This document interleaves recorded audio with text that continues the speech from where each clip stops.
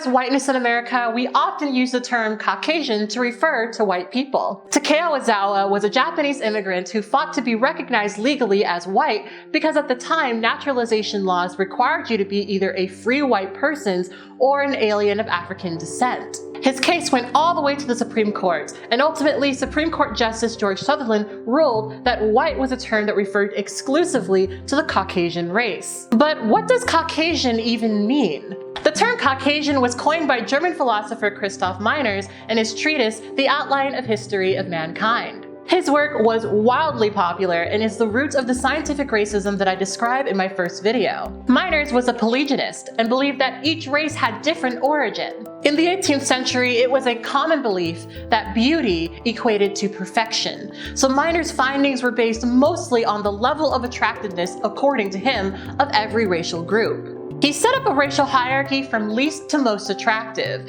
and established two racial categorizations, the Caucasians and the Mongols. Caucasians were intelligent, cultured, morally sensitive, and attractive, while the Mongols encompassed every non-European group and were viewed as the complete opposite of the Caucasians. Meiners compared and contrasted several physical features like hair and body type, but like most early racial theorists, he used skin tone as a way of determining supposed natural degrees of inferiority and superiority. At some point, he even suggested that Caucasians with darker skin were somehow part Mongol, though he revised this later, realizing that not all Caucasians have the benefit of staying inside all day and waxing poetic about racial superiority. Meiners concluded that out of all European groups, the Germans were the most superior of them all.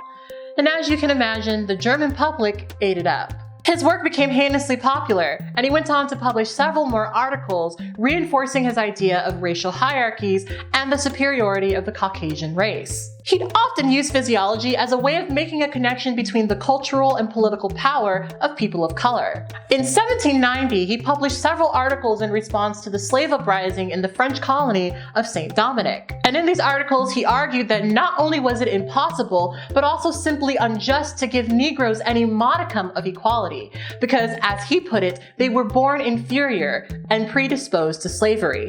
He often compared Negroes to animals and argued that they didn't feel humanity in the same way that their white Christian masters felt it. He stated that they were cowardly, unintelligent, easily irritable, promiscuous, and lazy creatures with insensitivities to beatings and torture. Meiners' work was not based in science, but he often twisted the work of scientists to confirm his bias. This got him a lot of critics from the scientific community, and one of his biggest critics was Johann Friedrich Blumenbach. Blumenbach was a German physician, naturalist, philosopher, and psychologist. Unlike Meiners, he argued that the human race was only separated by opportunity and all originated from one source. This, of course, coincided with the idea that all of humanity originated from Adam and Eve. He saw the gradation of humans across the world, but disagreed with Meiners that these differences related to natural degrees of superiority or inferiority. He set out across the world seeking skulls from various regions to compare and contrast.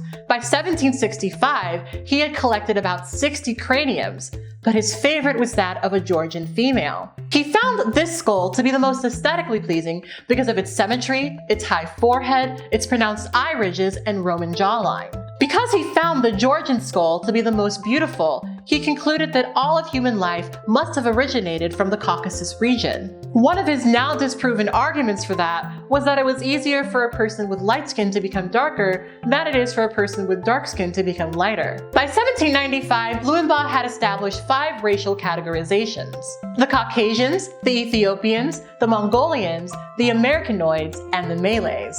Blumenbach published his findings under the title The Natural Variety of Mankind.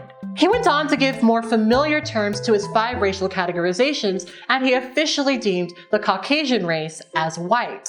I know what you're asking. What does this all have to do with American racism? Well, both Meiners and Blumenbach's work was popular in the late 19th to mid to late 20th century, and their findings were used to justify race-based discrimination in the United States. The definitions of many of their racial categorizations shifted as a result of racial prejudice. In 1870, Thomas Henry Huxley classified all populations of Asia as part of the Mongoloid or yellow race. However, in 1920, Lothrop Stoddard stated that the brown race consisted of South and Central Asians. In the 1920s in the United States, the Naturalization Act of 1906 was still in action, and this act only allowed free white persons and aliens of African descent to naturalize. These narrow qualifications left many people racially ineligible for naturalization, and one of these people was a World War I veteran named Bhagat Singh Thind.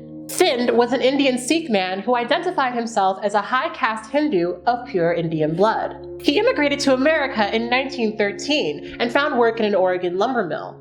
Through his hard work and dedication, he was able to fund an education at the University of California, Berkeley. In 1917, he enlisted in the army and fought during the First World War. Unfortunately, though, he was honorably discharged in 1918. After fighting for the country he loved, he filed the petition for naturalization in 1920, and initially he was approved. However, the government canceled his naturalization when they discovered that he was a member of the Ghadar Party. The Ghadar Party was a North American Punjabi Indian organization that fought to secure India's independence from British colonial rule. Thind did not deny his political activity, and instead took a note from Takao Ozawa and argued that because he was part of a high caste, that he could categorize himself as a free white person. He argued that his Aryan Indo language came from the Aryan part of India. Since his language was that of the conquering people, he argued that he could be categorized as white. Remember that since the Ozawa case, the term white had been a term that was defined as exclusively referring to people of the Caucasian race. But recently, Lothrop Stoddard had defined people from those parts of Asia as brown. Thind cited Blumenbach and said that he had designated people from his birthplace as Caucasian. And he reiterated the fact that because of his high caste and his pure Indian blood, that he could be categorized as white, arguing that though castes often mixed, his high caste prevented that from happening in his bloodline. He also stated that he was repulsed by the idea of marrying an Indian woman of a lower race or an Aboriginal Indian Mongoloid. His lawyers argued that his disdain for inferior races furthermore categorized him as white. After hearing all of his arguments, Supreme Court Justice George Sutherland stated that Thind was not Caucasian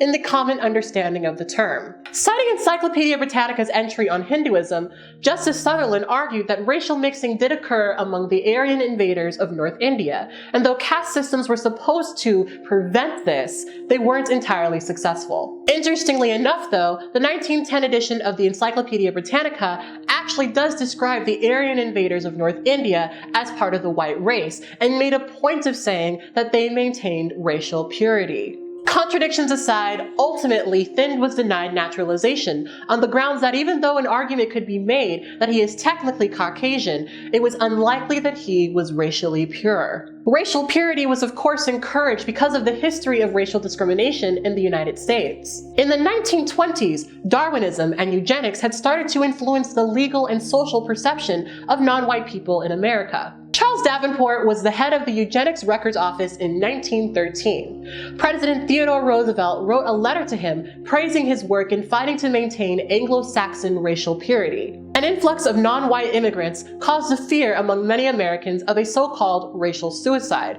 where the white race would be canceled out by the rapid breeding of non-white people. Anti-miscegenation laws criminalize marriage and intimate relationships between white and non-white people. These laws trace back to the late 17th century in America in the 13 colonies. While anti-miscegenation laws were not national, the idea of maintaining racial purity and the threat of the negative outcome of interracial relationships did impact legislation across the country. In the Thind case, ultimately they stated that the racial differences between Indians and white people were just too vastly different, and that white Americans would reject the idea of Indians assimilating into the white race. The Supreme Court's decision had major consequences for many Asian Indian immigrants.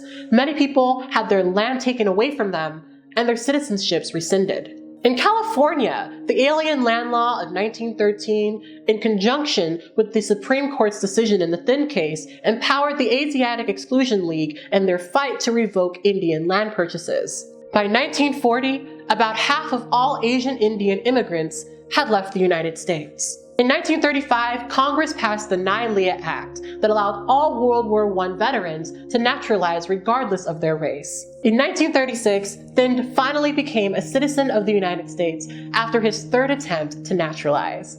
At At the end of the day, Caucasian has very little to do with what we associate as white in America. Caucasians come from the Caucasus region, which includes modern-day countries like Iran, Kurdistan, Armenia, and Georgia. While definitions of the Caucasus region are debated by those who live within them, one thing is clear. The people of the Caucasus region are diverse, and most of them look nothing like the blonde-haired, blue-eyed people who we think of when we hear the term Caucasian. Looking at the Thind case through contemporary eyes, the arguments seem silly and the racial categorizations seem flimsy. Bhagat Singh Thind had to go to court to come up with every possible stretch of an argument in order to argue that he deserved to become a citizen of the country that he risked his life to defend. Historically speaking, America has used racial hierarchies as a way of determining who is and who isn't worthy of prosperity in this country. This country is built on the backs of slaves and immigrants